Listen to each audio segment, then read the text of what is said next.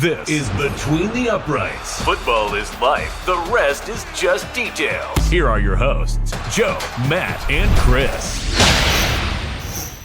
What type of wide receiver class is this 2025 class? Is it a strong class? Is it a weak class? And what kind of prospects do we have later on in the NFL draft? That is what we're here to decide today. We're talking about all these wide receivers. Again, we're going to tell you some of the best wide receivers in this class that might not be the wide receivers that you're thinking about. So I'm going to kick it first to Sammy on this one. Sammy, first of all, what do you think about this wide receiver class? And second of all, who is your receiver later on maybe in the draft that you're looking at?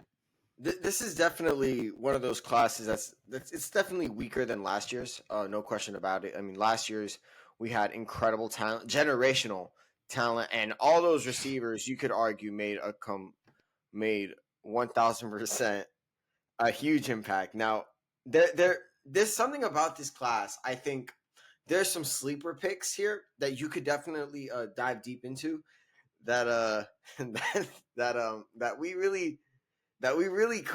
really could shock a lot of people.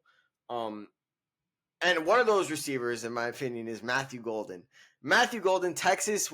He's a Texas wide receiver, 5'11", 191 pounds, 4.29 40-yard dash, 58 catches, 958 yards. If you're wondering why I'm laughing, ladies and gentlemen, it's because this guy, Matthew Golden, is one of the most underrated receivers in the entire class. And look, Steve Smith Sr., somebody who I really respect, has this guy as his wide receiver one. Now, that is, in my opinion, a hot take to many, but considering Steve Smith's track record, you know what? Maybe he might have some sort of point. One of the things I like about Matthew Golden, what pops out immediately is speed. Speed is so important in the National Football League nowadays. Is it the most important thing? No, but it's definitely a start. How fast you are in the NFL in any position is very important. And Matthew Golden is as fast as they come. Like I said, 4.29 40-yard dash. His season at Texas this year wasn't necessarily that impressive. 58 catches, 958 yards, and 9 touchdowns. Truth be told, he really didn't start to really get comfortable in his role as the best wide receiver at Texas till really the second half of the season. That's where he really started to take off. It was the second half of the season, and he really, I would say against better talent, started to really rise to the occasion, which is why a lot of people, in my opinion, hold him in such high regard. He has a quick step off the line of scrimmage. So if you are flat-footed against Matthew Golden, he is going to make you pay. Something about wide receivers being fast in Texas. Last year, Xavier Worthy. This year, Matthew Golden. Very similar, in my opinion. But even despite his speed, you think he's just a speed merchant. He's not. He's actually a pretty refined route runner. He can show one route and do another. He's incredibly refined in that aspect. And in deep balls, he has very incredible, not just ground control, body control, rather. But he can really track the deep ball incredibly well. And I think that's, again, in a league where QB arm talent is better than ever, tracking the deep ball is so incredibly important. And on top of that, one of the best things about Matthew Golden and why I think he's going to be a very, very pivotal piece to whoever drafts him, he's a gadget guy. He was a gadget in Houston when he first started his collegiate career. And even as a returner in Texas. So you want to use him as a gadget, he could do that. You want to use him as a returner. So his floor already is his floor is already raised just because of how well that he's used to these positions as returner and being a gadget guy. Now, like I said before, he's 5'11". He's 190. So naturally, not really the physical type, right? He got better physically as the days went on, as the year went on, which is why his draft stock kind of rose, but still very inconsistent when it comes to physicality. You want to see a little bit more of that. Another thing I have the problem with is his drops. Now, very inconsistent with drops, and some of them are concentration drops, not very good. So I think those he can clean up, though. Ironically enough, understand a lot of people have Tet McMillan up there, Luther Burden. A lot of people has Emeka Egbuka. I'm a big fan of Matthew Golden. I really am. I think he's better than Emeka Egbuka. I think I'm that high on Matthew Golden for sure. And I do think that he has the potential to be the best wide receiver in this class. However, given the weakness of this class, I don't know if that's going to be saying much because, I mean, Ted McMillan, he's great, but there are a lot of plays he leaves on the field, as Steve Smith Sr. covered. And it's very hard. This wide receiver class, it's going to be very hard to decide who's going to be a high-end talent come day one in the NFL. It's going to be very difficult to decide. I've already pushed my chips in on Matthew Golden for the most part. I'm very excited to see what team drafts him. And I'm hoping that I'm really hoping that they use him correctly, not just as a wide receiver, but as a gadget guy receiver.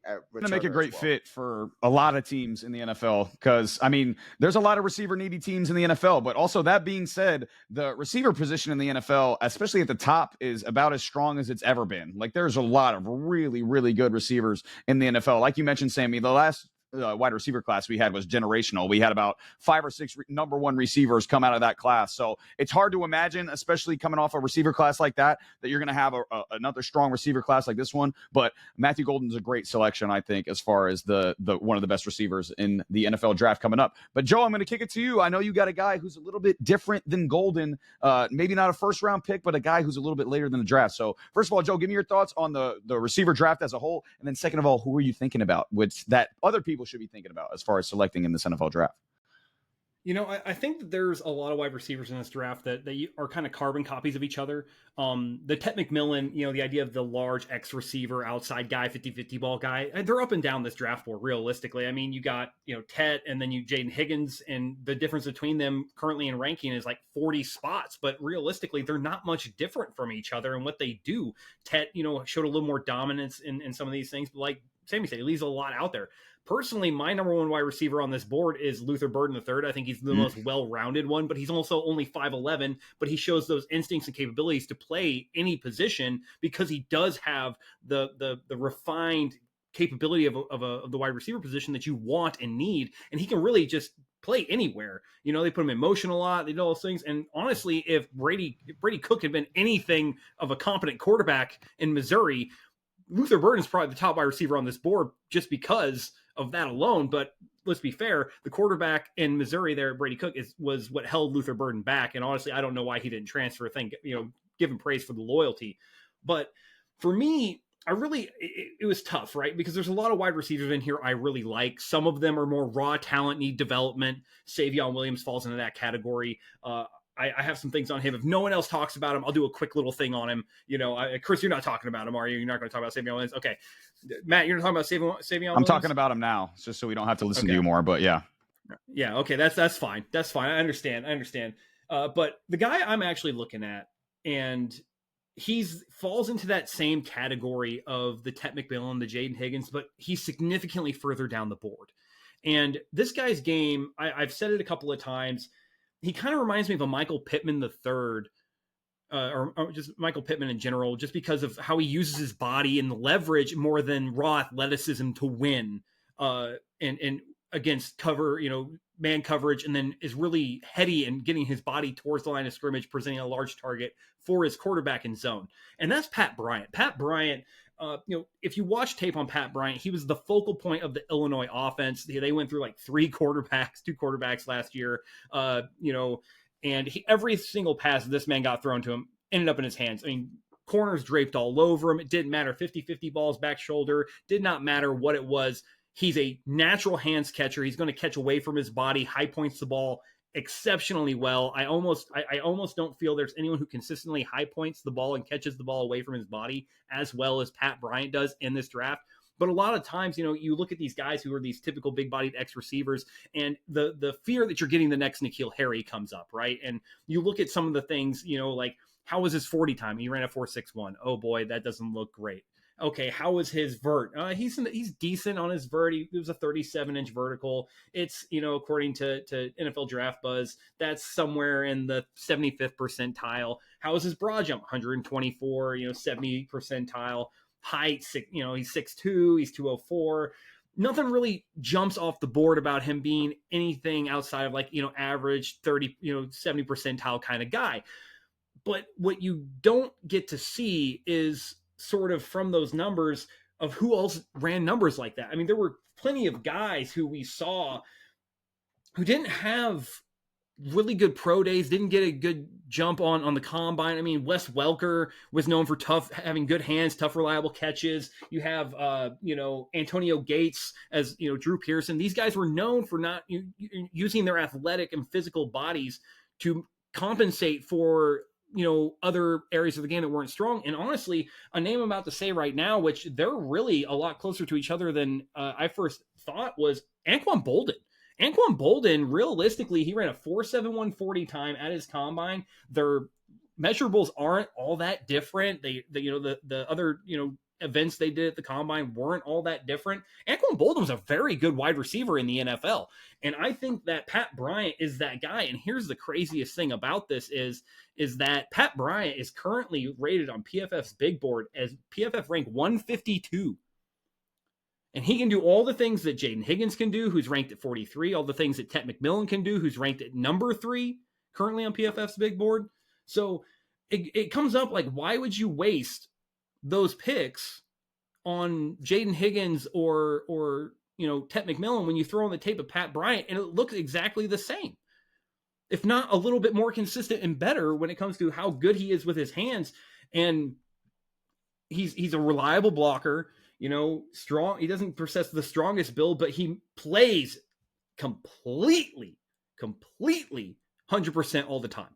And I think that's a big thing to look for in a wide receiver, especially when you're kind of looking at this. And as we've all said, we're really looking for essentially wide receiver 2s at this point, is the projection of most of the ceilings for these guys, outside of maybe a Luther Burden, just because of how refined his route running and skill set is the wide receiver position. So if that's the case, why not take a risk on 22-year-old, 208-pound Pat Bryant in the 4th or 5th round instead of, doing a boom or bust at Jayden Higgins when you're getting the same guy in the 2nd, right? Like, doesn't make sense. And from the Savion Williams thing, I love Savion Williams. I'm going to talk about him real quick, Matt, so I'll shut up after this.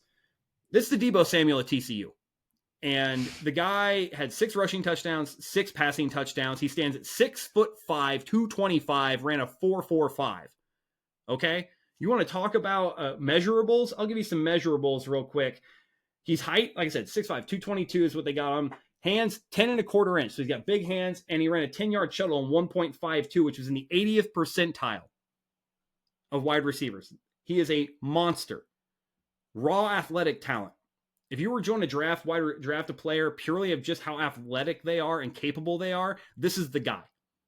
All you need is someone to teach him how to be a wide receiver, because honestly, he was a high school quarterback and they've used him in so many different roles that he never got to be refined as a wide receiver. But natural deep ball catcher, can absolutely track the ball over his shoulder, but inconsistent hands. Those are the questions. But you want to throw on some tape of Savion Williams as a running back in the Wildcat, or throwing a touchdown pass, and you'll see just how quick this guy's changed the direction and how fast he gets up to speed.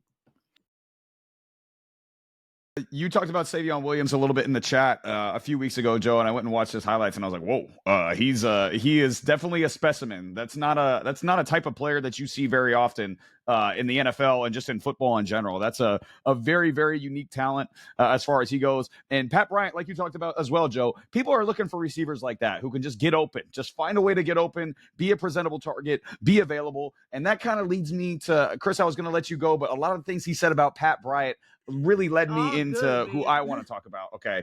And this guy is not at all close to Savion Williams as far as an athletic freak, an athletic specimen. He's much closer to Pat Bryant and might even be a little bit less athletic than Pat Bryant. And I'm talking about University of Miami, Sammy School, wide receiver Xavier Restrepo. And listen, elephant in the room, slow 40 at his pro day, 4.76 40 and a 4.83 40 was his other one. That is an incredibly slow 40 time. There's offensive linemen in the past who have ran faster than that. And he said also on Twitter that his hammy tightened up on him in warmups, still wanted to run because he's a competitor, and he was running 4.53 to 4.58 in training. Now, part of me looks like, hey, that's an excuse. I almost wish you didn't say that. But if that's actually what happened and you wanted to clarify that, I understand, because, it's a big thing. People look at the 40-yard dash very heavily as far as the NFL draft goes. However, let's say he's 4.7 speed. Let's say that's his true speed. He's 4.7.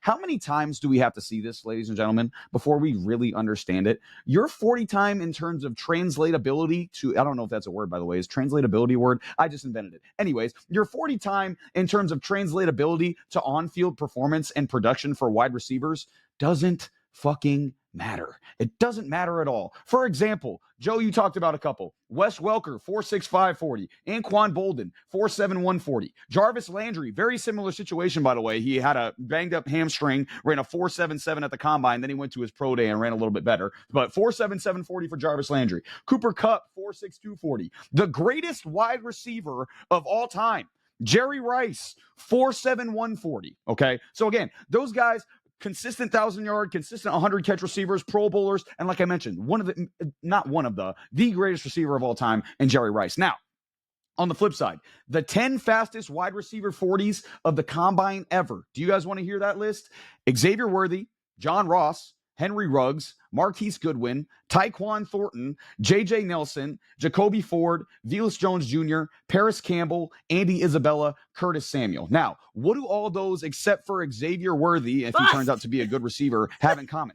They're not good receivers. They're not good receivers at all who got overdrafted because they ran good 40s. Again, so do you want a guy who runs a fast 40 or do you want a good freaking football player? I want a good freaking football player. You know what Xavier Restrepo is? A good freaking football player. Anyone, including Sammy, obviously, who was watching Cam Ward ball out last year for the U has had to have seen Xavier Restrepo. Prototypical slot receiver. He's undersized, 5'9", 5'10", 200 pounds, but everything else about this guy you love, okay? Extremely high football IQ, spatial awareness, and savviness with his routes. Again, he reminds me a lot of Keenan Allen as far as that goes. He just knows how to get open as far as he sees zones super, super well. Understanding of coverages and the ability to make himself available and open for quarterbacks. This dude will thrive at the NFL in zone coverage because of his understanding and awareness of coverages and what they're trying to do in everything. Also, his route running is elite. PFF did a wide receiver superlative saying who has the best traits of every receiver in the draft. They said he's the draft's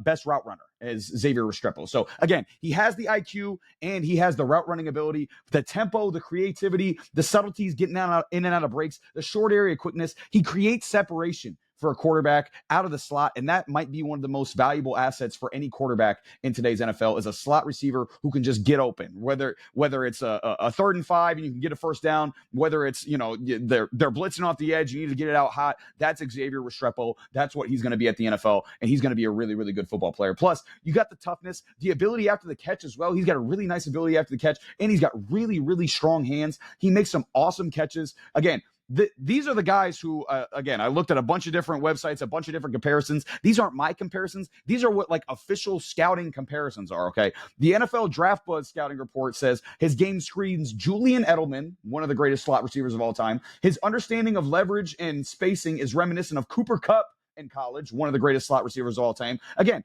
two of the greatest slot receivers of all time. Kurt Benkert as well. I don't know if you guys watch any of his content. I saw a breakdown that he did of Restrepo. Great breakdown of him as well. He said, again, this is his quote, a wide receiver version of Travis Kelce meets Ladd McConkey with a little bit of Cooper Kupp. I don't know about you guys. That interests me a hell of a lot, regardless of a freaking 40 time if I'm an NFL team. So again, Restrepo might not be that, but again, can he come in and be a really high level slot receiver as well? I think so. And you guys want to know something else? People think that speed also can't be improved. Say he is a 4.7 guy. You can get faster. Get him into a professional speed program. I literally saw a video of Tom Brady at 47 running faster than he did at 23. Human beings evolve. If you actually do a speed program, I'm speaking as a strength and conditioning coach here too as well.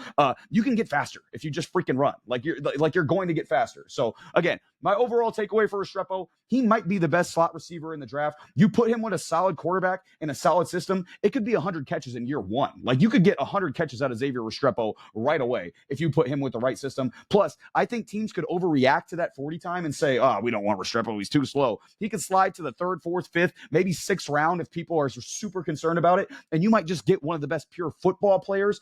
Again, this ain't freaking track. This is football. Okay. You might get one of the best football players in the draft later on. And to me, best fits, I see the Tennessee Titans in the 4th round, pick 103. You draft Cam Ward, number 1 overall. Why not you just pick his favorite target from college, Xavier Restrepo, in the 4th round? I also really like the Broncos in the 3rd round. They need a slot receiver. I think he'd be a great fit as well. And then I really like Carolina, too. I think Bryce Young could really benefit from someone like Xavier Restrepo in the 3rd round as well. So, again, Xavier Restrepo, I'm telling you, you do not want a track guy in football. Okay. You want a freaking football player, and that's what Xavier Restrepo is. He's going to be a damn good football player at the next level, and I'm excited to see it. But Chris, I'm going to go to you. I know you got somebody in mind who you're thinking about. So tell me the wide receiver that you're thinking about, and tell me your overall thoughts about this wide receiver class as well. Man, so far I've loved everybody's takes. You're goddamn right.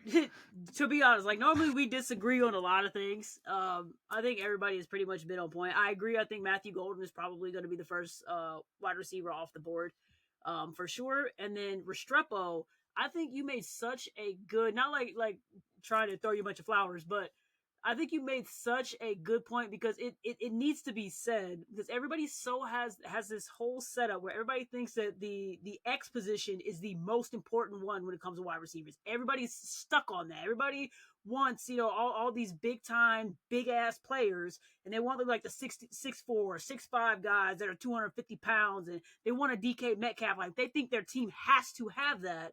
They don't realize just how valuable and important that slot size is, and how big that is for a team to have two really good. Look at the Patriots. And just look how much they were able to do. They didn't have to have the big guys on the outside. They had 2 really good slot people. Always. It's always been there. Whether it was Julian Edelman and a million other ones all working together, and then you obviously had the 2 tight ends, but the slot, I think they don't get, the slot wide receivers do not get enough love and enough appreciation and enough acknowledgement of just how important that position is. And just to fly on the side real quick, I've seen so many people talk about the Patriots slot receiver in why am I missing his name right now? Demario Douglas. And I'm so irritated by it. Oh, he's not a good wide receiver. Since when? Since when? His first year, he broke a record on the Patriots, but all of a sudden, he's not good enough. You need all these other players to come in because he's not good. It's insane to me. But anyways, moving on. But yeah, that was just a really good take.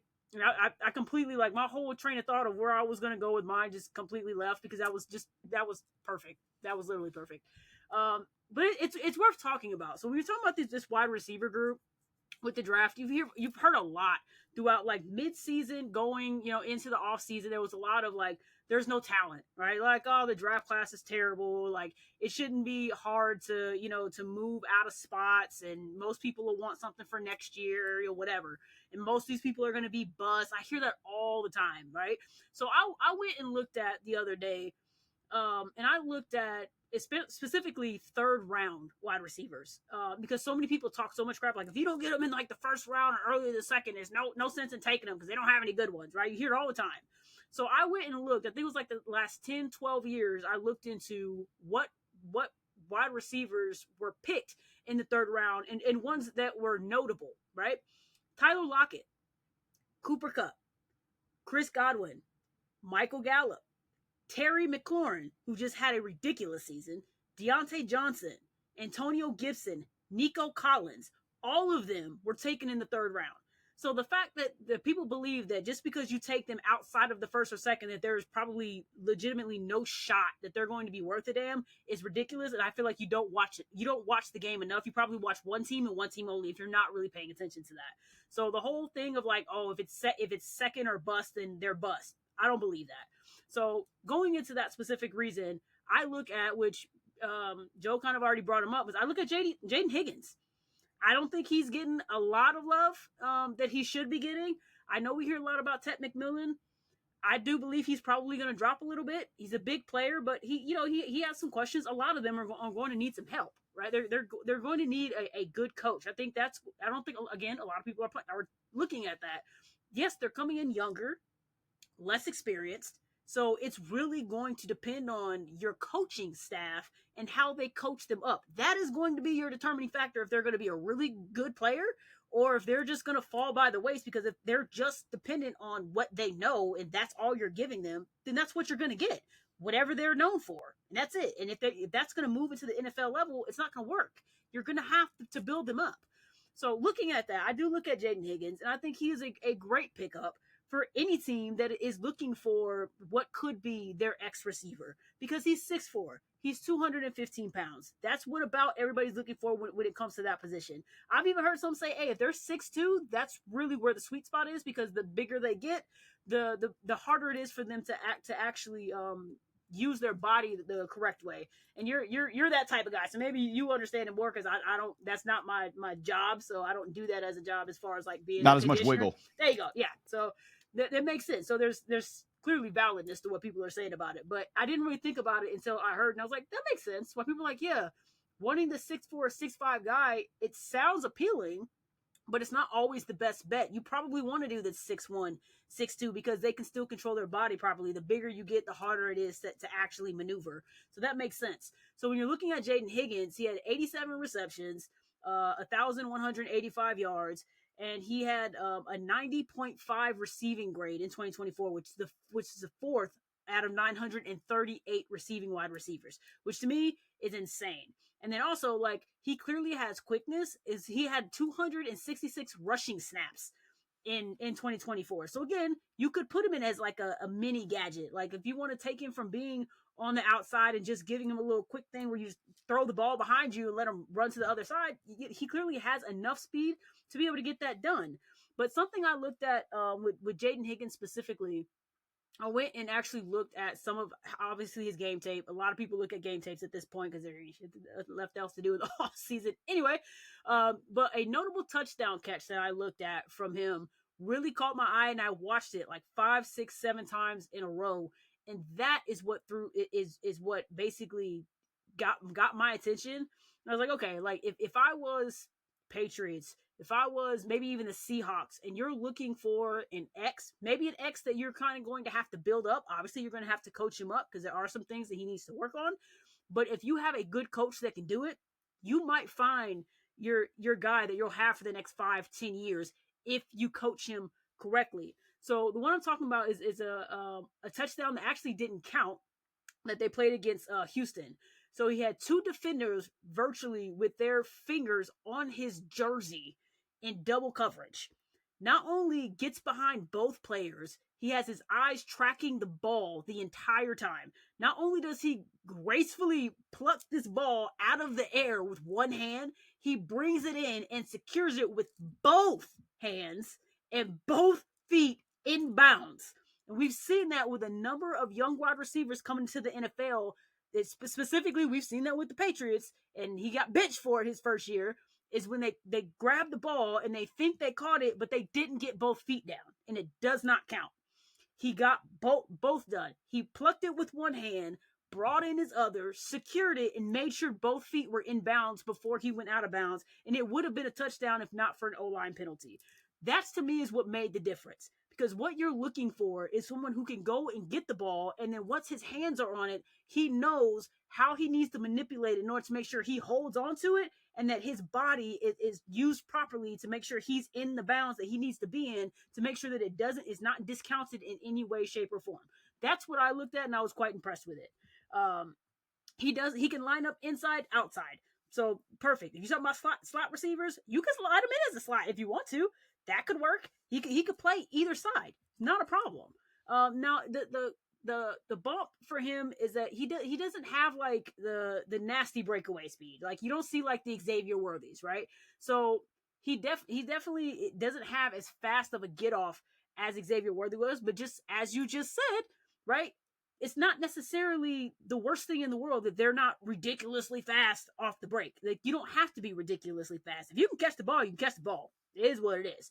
He has exceptional body control, and his route tempo in manipulation has been targeted as something that is a huge upside for him. Now, one thing I also looked at as far as his 2024 season is that a 93.1 hands grade, which means a 3% career drop rate out of 350 targets. 3%, which means he virtually catches every single thing you throw at him. And I'm pretty sure Joe just said, you want somebody who's going to catch the ball, is not going to drop it, right? For whatever reason, he has a 3% drop rate. That to me is insane. So when I look at that, I definitely think if you're looking at a Patriots, like I said, who need a wide receiver since like 5 years ago, you have Green Bay, who I feel like they have some inconsistencies with who their ex-wide receiver is, whether they're beat up, they're not producing well, whatever the case may be, they still really need their ex-guy, I feel like, long-term. And another one I feel is like a sneaky one are the Saints.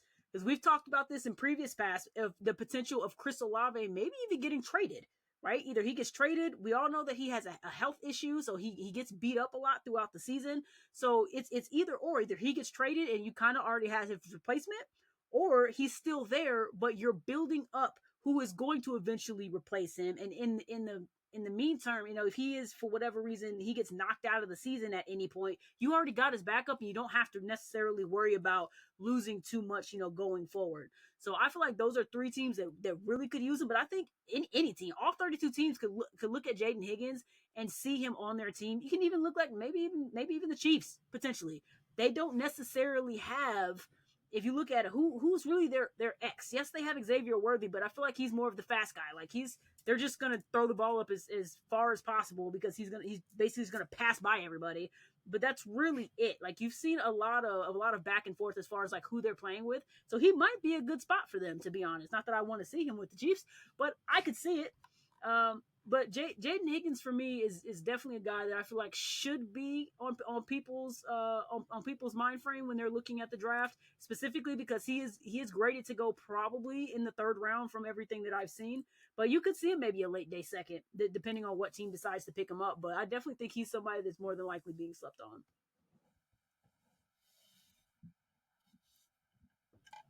Can I just say that, we talked about all these great wide receivers, but nobody mentioned the Triple Crown winner. You love Nick Nash, dude. PFF ranked 168. You love Nick Nash. You've been talking about Nick Nash since I was freaking in middle school at this point. Jeez Louise, this guy talks about Nick Nash. Yeah. Well, he's old enough. He's old enough. He's like 25. Nick Nash for the last 2 months, brother. You turned Sammy into a Nick Nash hater. I hope Miami drafts him. 25-year-old Nick Nash finally breaks out. Jeez, bro. Like Nick Nash better. No, I'm being dead serious. Nick Nash better be the truth, Joe, or I better see him day freaking one, being the top receiver that you claim I'm just saying, if he goes to someplace like the Browns, I promise you, if he is not, that's okay. That's you. That's you. Nick Joe. Nash That's transcends whichever team he goes to. He turns into a number one receiver wherever he goes. My Nick goodness. Nash. Also not. No, come on, bro. Don't do that. Is he good or not? Nick Nash will be the number one slot receiver in the NFL his rookie year. Terry McLaurin has been on Instagram. Yeah, I'm clipping that. Yeah. Don't clip That's a short. Terry McLaurin got respect. Yes, clip it, Matt, clip it. And by the way, a sign of a great receiver, an elite receiver, a truly elite receiver, bro. Terry McLaurin. Easy. Everybody's been shouting to the mountaintops about Terry McLaurin, even before he had a competent QB. And finally, he has Jayden Daniels. And look at him now. He's a top 10 wide receiver. Like now, Hey, consensus. I'm just saying, all right. The guy was a quarterback in 2022. Okay, he became a point in 2023. Give me a fucking point break. is, I'm not saying Nick listen, Nash has first to of be all, top I don't 10. even know if we're still All recording. I'm Okay, this saying might is all get cut. he But better second of have all, a if really you're still good rookie watching, first season. of all, subscribe if you enjoyed any of Or that. I will be on your subscribe. ass, Joe. And second of all, there's a lot of really good receivers in this 2025 NFL draft Oh, my class. We don't know how many goodness. are going to be superstar receivers, Close but us there off, could man. potentially My be goodness. some late Close us round values in this class, and we are going to be excited to see who gets picked in the NFL draft. This has been Between the Uprights. Football is life. The rest is just details.